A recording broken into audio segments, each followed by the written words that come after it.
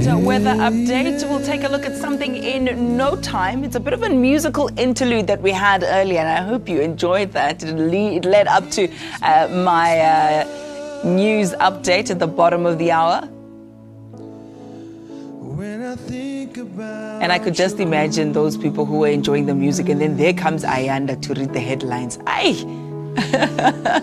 We'll try and bring you a little bit more of that in just a moment. But first, let's speak to the artist himself. He's currently employed as a piano and vocal teacher at Pretim A private school. And in fact, he was. But he's got such a deep love for music that he's gone on to start his own school, AL Music Academy. It also focuses on church development. And he was born in Vryburg.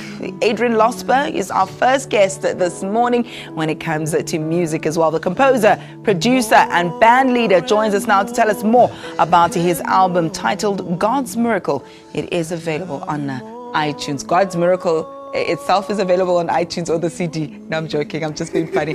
Good morning to you, Adrian. Thank you so much for joining us. Good morning. How are you doing? I am doing very well, thank you. And you, sir, must be doing sterlingly well. You're doing something right. 7 instruments you can play. Yes, 7. I still try.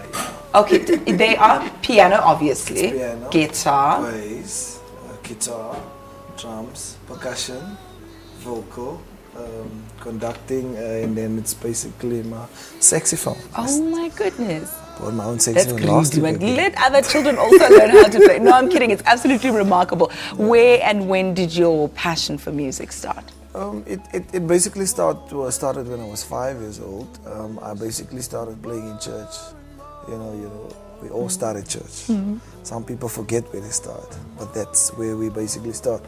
And I started playing drums, and then I just developed until I was started to playing piano.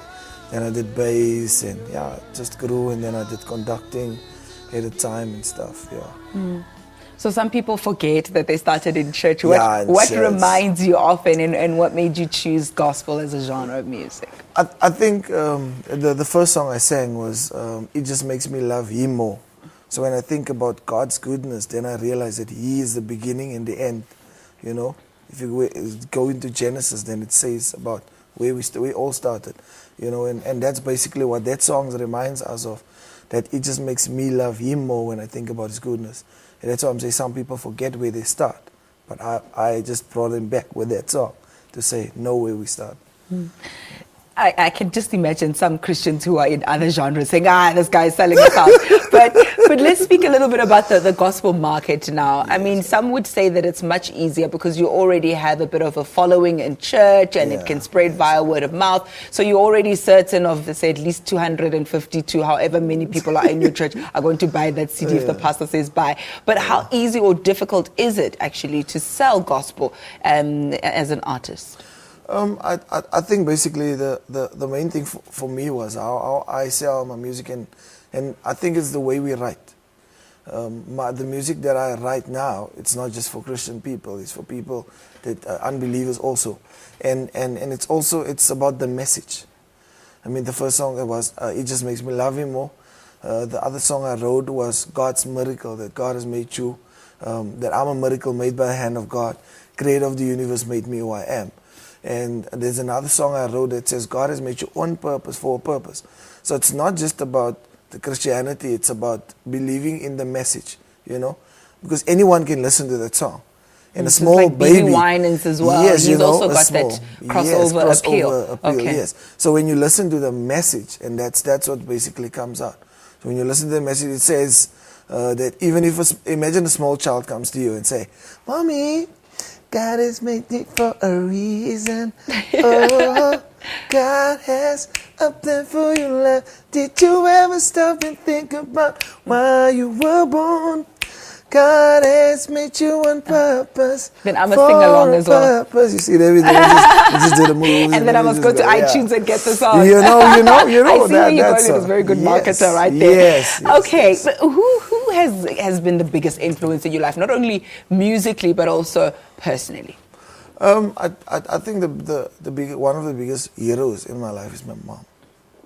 And just by the album. The album is basically that I went to 3 major brain operations, which the first one I was 7 days old, second one was 13 years old, and 18 years old was the third one.